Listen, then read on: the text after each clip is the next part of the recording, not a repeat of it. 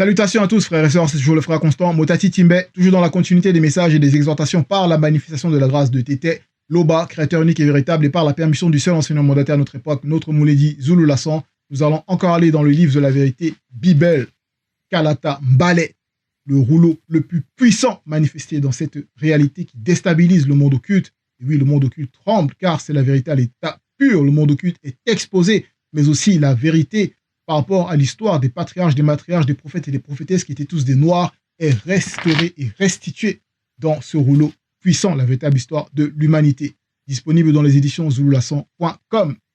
Donc nous allons aller dans le livre de Mutatedi par Monmon. Monmon qui est le véritable Salomon. Donc Salomon, ils ont falsifié, c'est le nom falsifié dans les Bibles classiques. Mais son véritable nom, c'est Monmon dans la langue originelle qui est le Douala ancien qui signifie le doux. Monmon ici, donc par rapport à son rouleau de Mutatedi, va nous donner plus en nous faire entrer, car le titre de son livre, c'est Orientation à l'ouverture de la sagesse. Donc, il va nous faire entrer ici par une porte. Bon, deux portes, mais qui, en même temps, sont une. C'est pudeur et respect d'homme, au chapitre 4 du verset 20 jusqu'au verset 31. Donc, pudeur et respect d'homme. Pudeur et respect d'homme, pourquoi? Parce que c'est comme une pièce de deux faces d'une même pièce, et ça va représenter comme un équilibre. Parce qu'il y a une mauvaise conception de la pudeur à notre époque actuelle. D'autres vont l'associer à la timidité, à d'autres formes de comportement qui ne sont pas selon la vérité. C'est pas ça réellement la pudeur.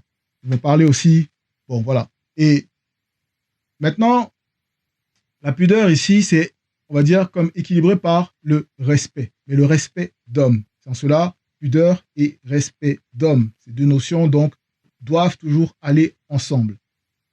En cela, on peut voir par rapport aux définitions, on sait que les définitions, du visible, de ce dont ils vont donner par rapport à l'étymologie, que ce soit au niveau de l'étymologie, l'histoire, de comment le mot est apparu, comment c'était formé.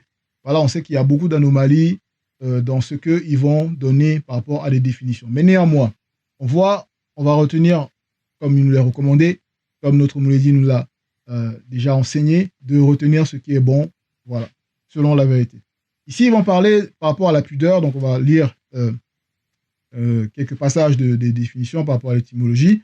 Ils vont dire, donc c'est emprunté du latin pudor, sentiment de pudeur, de honte, réserve, retenue, lui-même emprunté de pudere, avoir honte. Vous voyez? Donc avoir honte, sentiment qui fait appréhender ce qui blesse ou peut blesser la décence, retenue, réserve, gêne montrée pour ce qui touche au corps, plus particulièrement à la sexualité. Donc voilà, la pudeur aussi est attachée, par rapport à la conception, par rapport aussi à la sexualité. Et donc l'impudicité aussi, par rapport à ce que certains vont manifester. Donc dont on va dire ils vont manquer de pudeur, des personnes qui vont marcher habillées d'une certaine manière provocatrice, avec en mettant vous voyez l'image. Mais la pudeur, ça ne s'arrête pas juste là. Donc, comme on a dit, il y a aussi le respect d'homme qui est très important. Donc, par rapport au respect d'homme, ici, le respect, c'est fait de prendre en considération. Fait de prendre en considération par rapport à l'étymologie. Là, c'est par rapport à 1287, selon les dates de leur faux calendrier, par rapport à la fausse naissance de cette invention, ce personnage de Jésus qui n'a jamais existé. Donc, ils vont dire ayant de respect, de l'intérêt, avoir de l'intérêt. Ils vont parler aussi dans un sens plus au niveau de 1540, donc du XVIe siècle, de vénération, déférence portée à quelqu'un. Ils vont parler de dame, exemple dame de respect, donc une personne respectable, estimable. Donc quelque chose qu'on respecte, quelque chose pour laquelle on a de l'estime, quelqu'un pour qui on a de l'estime. En cela, on voit que le fait d'avoir de la pudeur, ce n'est pas manifester une timidité qui va faire qu'on va être trop rentré dans une forme de solitude, on va s'intérioriser, on va se dissocier au niveau même de la société, on va refuser les autres, on va avoir même peur de pouvoir juste se manifester ou de parler ou ou d'agir. Donc c'est en cela qu'il y a aussi le respect d'homme aussi qui se manifeste, parce qu'il faut déjà avoir le respect déjà pour soi, Mais ce respect pour soi, on ne peut le connaître que selon la vérité. Donc, ça veut dire que la vérité, c'est le verbe qui nous montre ce qu'est le respect d'homme, afin que justement, quand on va manifester la pudeur, il y a une limite. En cela, comme on sait que bon, la pudeur, c'est ce sentiment, derrière, c'est un sentiment, et c'est une émotion. Donc, on va voir par rapport à cette exhortation, derrière ce sentiment, derrière l'émotion qui est manifestée, donc ce qui est bon et ce qui n'est pas bon. En cela, on commence au verset 20 où il est dit, donc Mutat est dit par Monmon, il nous dit, observe les circonstances et garde-toi du mal selon le verbe, point, virgule. Ici, il nous demande d'abord d'observer les circonstances, donc les manifestations de ce qui peut arriver, que ce soit dans le quotidien, il faut les observer. Mais il faut les observer avec un regard alimenté de la sagesse issue du verbe de Loba. Donc, avec discernement par rapport, avec le discernement selon le verbe. Donc, avoir de la sagesse. En cela, c'est observer en ayant la crainte du respect qui est dû à Loba. Ça veut dire que dans la crainte du respect qui est dû à Loba, donc c'est la haine de l'antivérité, c'est la haine du péché, c'est la haine de l'orgueil, c'est la haine, voilà, de toute forme d'anomalie, de ce qui est contraire à la vérité. Donc on doit observer déjà dans ce sens-là. Dans cela, et garde-toi du mal selon le verbe. Donc après avoir observé, on doit se garder de manifester le mal, d'être assujetti au mal, d'être dominé par le mal, peu importe la circonstance dans laquelle on pourrait se trouver. Et garde-toi du mal, donc on doit être en garde, comme un guerrier qui va garder la forteresse. Et pour garder la forteresse, il faut avoir donc une attitude, il faut avoir des préceptes. Parce que les gardes, comme on peut voir même des gardes, ceux de la garde royale, ils s'entraînent. Ils s'entraînent, donc il y a un protocole pour savoir comment garder. Et ce protocole-là, il nous est manifesté par la manifestation de la grâce de Tété, par les enseignements, par les préceptes, les recommandations, qui vont nous permettre de savoir comment on va garder cette forteresse, donc comment on va se garder du mal par rapport à une situation qu'on pourrait voir, que ce soit la nudité, que ce soit des injures, des moqueries, toutes ces choses qu'on peut même voir dans les réseaux sociaux où les gens, ils sont là, ils se moquent, ils bagarrent, ils se tuent, voilà, bref, toutes ces choses. En cela, Monmon ici, il poursuit. Et le fait de se garder en cela, c'est manifester donc l'intelligence selon le verbe. Il poursuit au verset 20, « N'aie pas honte de toi-même. N'aie pas honte de toi-même. » En cela, le fait de se garder, après avoir bien observé les circonstances, on ne doit pas avoir de honte, on ne doit pas avoir de honte même par rapport à nous-mêmes. Pourquoi? On peut voir par exemple au niveau de Dina, on va aller dans Dina Beba, qui est Dina Beba, donc qui est 2 Samuel, chapitre 5, on va lire du verset 10 à 11. Ici, c'est par rapport à Tondo qui est le véritable David. Il a voulu, ici, par rapport à cette histoire, on va dire rendre hommage ou par rapport à ce que le fils de celui qu'on va appeler Saül dans la Bible classique avait manifesté pour lui, donc Boli, par rapport à leur entente, par rapport à leur amitié et tout ça. Donc, il a voulu honorer cette amitié-là et il a cherché s'il y avait encore une descendance par rapport à la famille de Boli. Parce que Boli, Nyongi et Boli, ils sont morts au combat par rapport à ce qui s'est passé, mais je vous invite à regarder, à lire dans Kalatambale pour vous rafraîchir pour ceux qui ont Kalatambale, pour découvrir pour ceux qui recherchent la vérité. Mais ici, donc, Tondo, qui est le véritable David, il va donc trouver, après qu'on lui ait recommandé qu'il y avait encore un fils, le fils de Boli, donc le petit-fils de Nyongi, qui s'appelle Boyson. Et ici, Boyson, Tondo va le rencontrer, et Boyson, ici, il va parler. Et il dit au verset 10, Boyson s'inclina et dit, 2 points.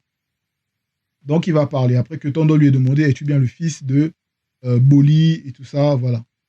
Et Boyson, il dit, pourquoi le roi se préoccupe-t-il de moi, virgule, je ne vaux pas plus qu'un chien, entre parenthèses, blanc ou sans mêlée, mort.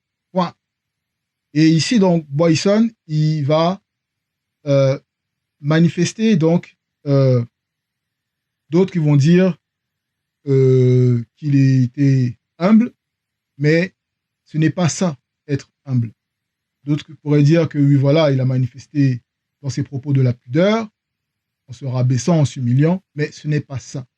Car ici, il a manqué de manifester le respect d'homme, même par rapport à lui-même. Bien que par rapport à ce qui s'est passé dans l'histoire, donc je vous invite à regarder, à lire donc à la Tambalé, d'où c'est manifesté parce que Nyongi, à un moment donné, donc il a désobéi, il allait contre le verbe de Loba. Donc voilà, et quand on va contre le verbe de Loba, il y a la malédiction qui rentre, donc il y a le malheur qui rentre, il y a la honte qui rentre aussi. Mais là, ici, Boyson, donc, il lui dit ça.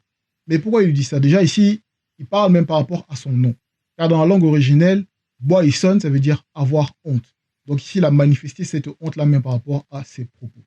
En cela, comme Moutati dit, il nous dit, n'aie pas honte de toi-même. Mais ici, Boyson, voilà, il a manifesté cette honte-là. Et dès qu'il a manifesté cette honte, alors au verset 11, alors Tondo lui dit, jamais un noir ne pensera ainsi de lui-même, virgule, car tu es issu de la race originelle. Donc ici, Tondo, dans le sens, il a rétabli le respect d'homme par rapport à ce que Boyson ici l'a manifesté. En cela que si la pudeur n'est pas accompagnée du respect d'homme, on voit ce que ça peut manifester. Ça veut dire que quelqu'un est capable même par rapport à un sentiment d'indignité de se rabaisser plus bas que, ici il prend l'exemple, qu'un chien, entre parenthèses, blanc ou sans mêlée, mort. Vous voyez? Donc ici Tondo, il a manifesté donc ce rétablissement-là par rapport au respect d'homme. Jamais un noir ne pensera ainsi de lui-même, car tu es issu de la race originelle. Donc toi, l'homme noir, il peut avoir honte de ta couleur de peau, de ta race, tu as honte, mais tu n'as pas à avoir honte, car tu es issu de la race originelle. Tu dois en être fier, mais ne pas t'enorgueillir, car il faut marcher selon la vérité. Donc, on poursuit au verset 21 où il est dit, car la honte est issue du péché. La honte est issue du péché, car le péché lui-même est issu de la désobéissance. Et la mort est issue du péché. Vous voyez donc le cheminement, le cycle. Comme il est dit dans le livre de Essomber au chapitre 26 du verset 36. Mais nous savons également aussi que par moto et muto, donc le péché et la mort sont entrés dans le visible, donc dans cette réalité, donc par rapport à la chute.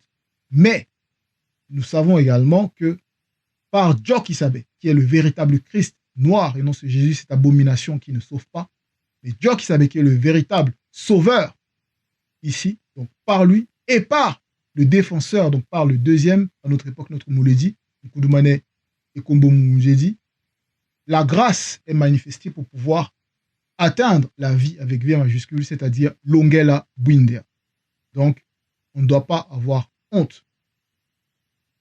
On ne doit pas avoir honte si on demeure et on chemine selon la vérité, car la honte est issue du péché, mais il y a la manifestation de la grâce. Et pour accéder donc par rapport à cette grâce-là, il y a toujours la repentance sincère par rapport aux actions qu'on a pu manifester à faire, toujours. Verset 22, ne te fais pas mauvais visage à toi-même, virgule. N'aie pas honte au point de tomber, point. Cela, on ne doit pas se faire mauvais visage à soi-même.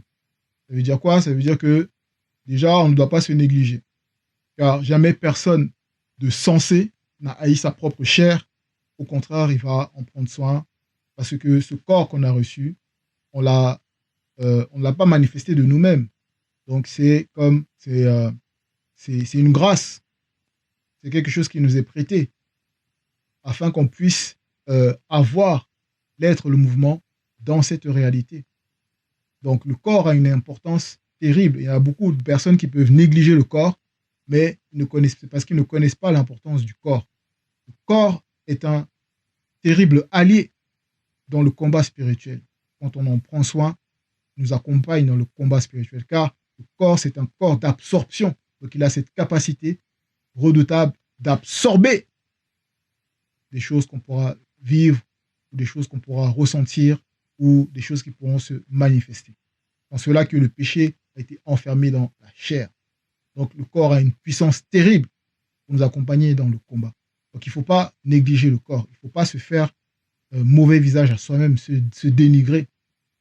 N'aie pas honte au point de tomber. Donc, si on est dans une situation qui a fait qu'il y a une porte qui a été ouverte, il y a eu des manifestations qui se sont manifestées à un moment donné, que ce soit des rêves, que ce soit au travail, dans la famille, dans le couple, voilà, peu importe la situation, c'est-à-dire la circonstance, il ne faut pas que cette circonstance nous amène jusqu'au point de tomber, parce que le tomber ici, donc, ça va symboliser renverser la forteresse, donc renverser la barrière. Si on renverse la barrière, ben là, les démons ils vont attaquer. Les démons ils vont attaquer. Si la barrière, ici, il n'y a pas de barrière, ben, il y a le risque de possession. Voilà. Donc, n'aie pas honte au point de tomber. Car le verbe de Loba efface les transgressions quand on se répond sincèrement. Donc, on ne doit plus les considérer. Ça ne doit plus être dans notre conscience. Donc, on doit balayer cela. Au verset 23, il est dit « Ne t'interdis pas de parler quand il le faut. » Ne t'interdis pas de parler quand il le faut. En effet, il y a un temps pour tout. Il y a un temps où tu vas écouter la personne qui va parler, pour savoir, bien écouter, savoir comment répondre. Parce qu'il ne faut pas se précipiter. Il faut bien écouter et attendre de bons moments parce que le verbe est au contrôle de tout. Et quand le moment va se manifester, là, il faut se laisser guider par le verbe pour pouvoir parler, pour pouvoir rétablir la situation. Comme on peut voir par rapport à Moukaï Sedi, quand il a pris la défense d'Ipaki, celle dont on va dire Suzanne dans les bibliothèques classiques, il était rempli de la sainte protestation. Donc quand il a parlé, voilà, c'est une arme qui est sortie. Comme Essambé aussi nous dit, les armes avec lesquelles nous combattons ne sont pas des armes charnelles, mais elles sont puissantes par la vertu du Mundi Musangi, donc du Saint-Esprit, donc du verbe de Loba dans une autre de ses manifestations. Et en cela, même la parole, donc le fait de parler avec justesse selon la vérité, c'est une arme, donc c'est l'épée. Donc le verbe, la vérité, comme Ngouma, quand il cheminait vers, on va dire, oui, Difum, Ninive, où il y avait des personnes qui manifestaient des abominations. Quand il est arrivé vers ces personnes-là, c'est-à-dire vers cette ville, et il a commencé à parler, il y a une épée pointue, redoutable, qui spirituellement, donc on voit, qui est sortie de sa bouche pour pouvoir frapper ces personnes afin de pouvoir les sortir de l'état de conscience abominable dans lequel ils étaient. Donc, il ne faut pas s'interdire de parler quand il le faut, surtout si on a reçu un mandat. Et en cela, le fait de parler selon la vérité, ça va nous permettre de renverser tous les raisonnements captifs, voilà, selon la vérité. Au verset 24, il est dit « Au discours, on reconnaîtra la sagesse, l'instruction aux paroles de la bouche. » En effet, dans le discours qu'on va donc manifester, là, on va reconnaître la sagesse. Pourquoi? Parce que quand on va parler, il y aura, ça sera avec la crainte du respect qui est due à l'Oba. Dans la crainte du respect qui est due à l'Oba, donc nos mots vont impacter. Donc nos mots, nos vocabulaires, notre manière de parler, ça ne sera pas comme avec ceux qui essaient de forcer parce qu'ils ont une connaissance soi-disant livresque des livres, vont utiliser des mots soi-disant pseudo-scientifiques dont eux-mêmes ils ne comprennent pas, que ce soit l'étymologie ou le sens profond, ou ils ne captent même pas l'anomalie dans les propos qu'ils vont utiliser, mais ils vont venir, voilà, s'asseoir là, penser que comme ils ont une connaissance livresque, ils pensent que, voilà, ils ont la sagesse dans leur discours. Non, ce n'est pas ça. L'exemple même de la sagesse dans le discours, c'est juste qu'à voir notre Mouledi Zoulassan, quand il parle, la logique, la science, la sagesse qui se déploie. Et c'est ça qui trouble le monde occulte et ceux qui n'ont pas l'amour de la vérité. Dans cela, on reconnaît l'instruction aux paroles de sa bouche. Donc on reconnaît l'intelligence, on reconnaît la science des initiés, la connaissance qui te permet de te garder du mal, qui te permet d'être instruit de savoir comment on doit marcher et cheminer dans le chemin de la sanctification. Donc ça frappe l'intellect selon la vérité. Ce n'est pas là pour faire de la distraction ou du m'as-tu vu. Non, c'est précis. C'est précis. Verset 25, ne parle pas contre la vérité, virgule, sois confus de ton ignorance. Sois confus de ton ignorance. La vérité, donc, c'est le verbe de Loba. Mais aussi la vérité, c'est Djok qui savait, et c'est le deuxième.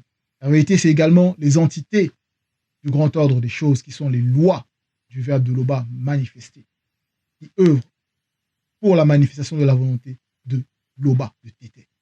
Donc, on ne doit pas parler contre la vérité. Si tu parles contre la vérité, c'est essayer de parler contre l'ordre établi des choses. Donc, c'est quelque chose de grave. Oui, c'est quelque chose de grave. Donc, ne parle pas contre la vérité, sois confus de ton ignorance. Comme on peut voir, ces faux pasteurs-là qui sont là, ils font que parler, parler, parler. Et ceux qui les suivent même, ils sont là, ils n'ont tellement pas de discernement, parce qu'ils n'ont pas l'amour de la vérité. Un faux pasteur, il va venir, il va parler, il va dire, oui, la dernière fois, je me suis trompé parce que j'ai dit ça, j'ai dit ça, j'ai dit ça. Et eux, ils sont là, ils vont dire, oh, mais regardez, quelle humilité il a. Quel pasteur, il a de l'humilité. Mais attends. Mais dans ses propos, après, dans ce soi-disant, ce faux pasteur-là, j'ai vu une vidéo comme ça sur Facebook, après, il dit qu'il bénit son Dieu.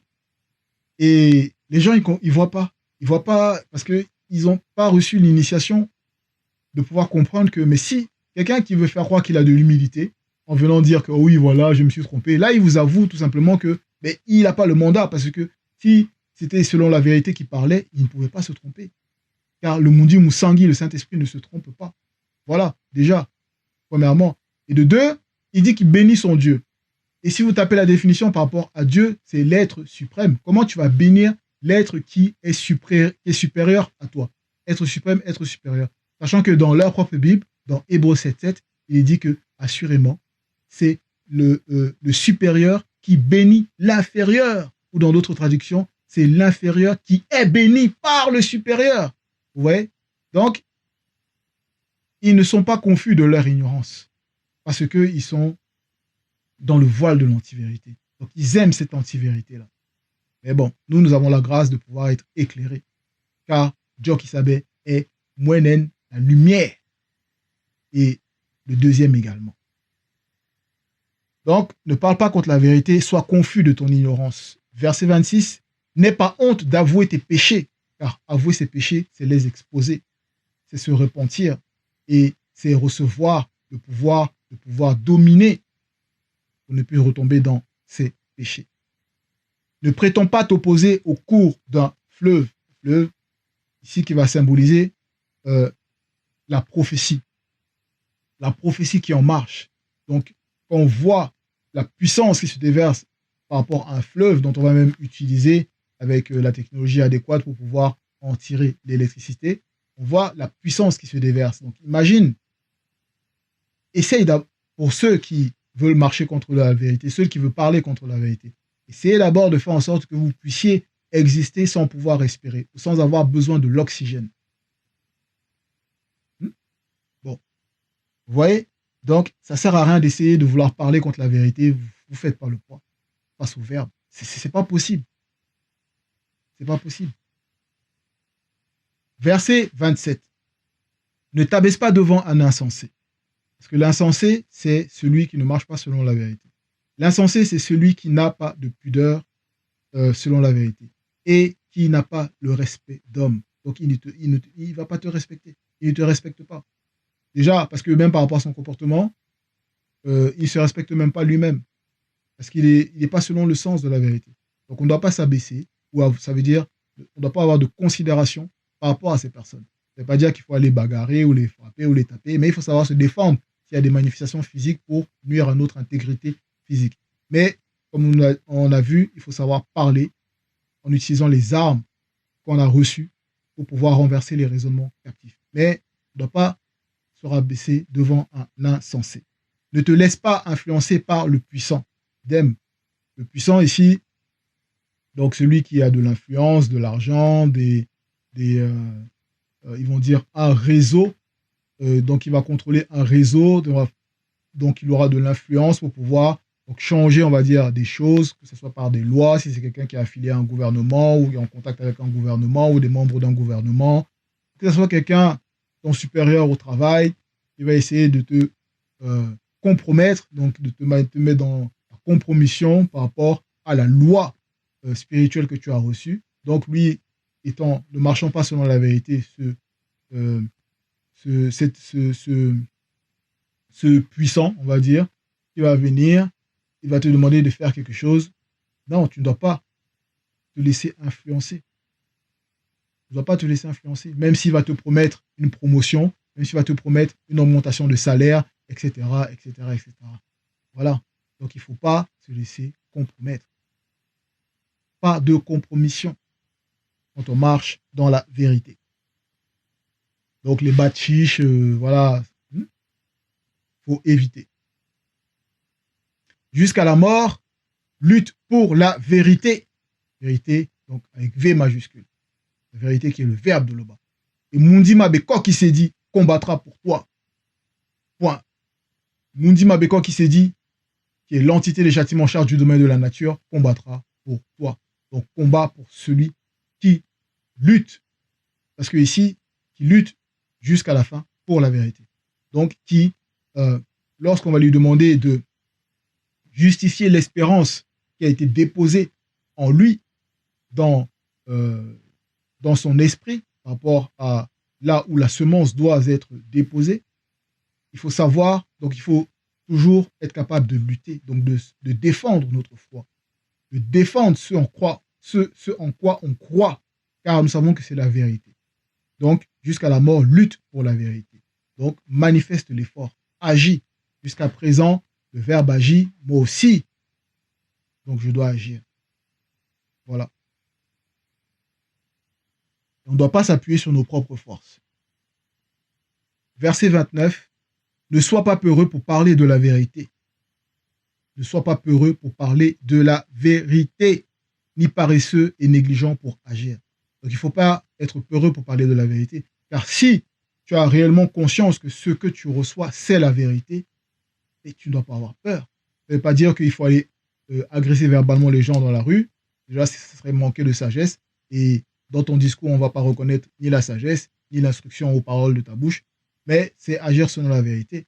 Donc ça veut dire que on ne doit pas avoir peur du monde occulte. On ne doit pas avoir peur des réactions des personnes. On ne doit pas avoir peur du regard extérieur de ceux qui ne marchent pas selon la vérité. Donc on doit marcher, on doit parler, on doit vivre pleinement notre spiritualité. C'est eux qui doivent nous craindre, car nous sommes on va dire, quand on reçoit la vérité, on marche selon la vérité, comme des représentants par rapport à cette vérité-là. Et comme le dit, nous l'a révélé, celui qui est mandaté, donc le deuxième, il fait pallier le monde occulte. Donc ils ont peur, ils craignent. Et on voit tous les combats qu'il y a derrière pour essayer d'empêcher que les enseignements, les lives se manifestent et tout ça, qu'il y ait des réunions, des églises de maison, des rassemblements. On voit le combat qu'il y a derrière. Le monde occulte est en ébullition. Ils ont peur, car ils sont dévoilés avec tous les rouleaux là. Toute la connaissance, la vérité est exposée. Donc, ils ont peur. C'est eux qui doivent trembler. C'est les sorciers qui doivent trembler devant les initiés. Et nous avons reçu la grâce en tant que non-initiés graciés pour être des initiés. Donc, ne sois pas peureux pour parler de la vérité, ni paresseux et négligent pour agir. Verset 30. Ne sois pas comme un lion pour ta famille et un faiblard parmi les non-initiés, ni devant les blancs et les sans-mêlés. C'est en cela qu'il ne faut pas avoir dans sa conscience et ses manifestations un deux poids, deux mesures. Il ne faut pas avoir un deux poids, deux mesures. Donc, si tu es chaud, sois chaud partout où tu vas. Ne sois pas chaud avec ta famille. Et quand tu vas derrière, tu vois avec les non-initiés, les blancs et sans mêlés, tu vois des puissants selon le visible. Tu le vois là, il te parle, il t'impressionne. Tu dis, oh, mais attends, mais moi, j'ai pas autant d'argent qu'eux, j'ai pas autant de biens, j'ai pas autant de ceci, cela. Qu'est-ce que je vais parler, qu'est-ce que je vais leur dire? C'est-à-dire que tu t'appuies sur ta propre force. Voilà, donc c'est pas bon. Verset 31, que ta main ne soit pas ouverte pour prendre, virgule, et fermée quand il s'agit de rendre. En cela, il faut aussi comprendre la notion de la réciprocité, c'est-à-dire du service euh, euh, entre non-initiés graciés, savoir rendre service. Ce n'est pas juste les personnes qui aiment bien recevoir, oui, oui, oui, oui. Toujours qu'on les aide, on les aide, on les aide. Voilà, ils aiment profiter des autres, profiter de la grâce. On va dire que les autres vont les manifester en les aidant.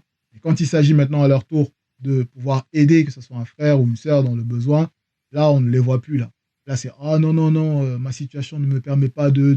Mais si tu as les moyens, œuvre ou aide en fonction de tes moyens. C'est tout. On ne te demande pas de te ruiner, mais il faut appliquer la loi.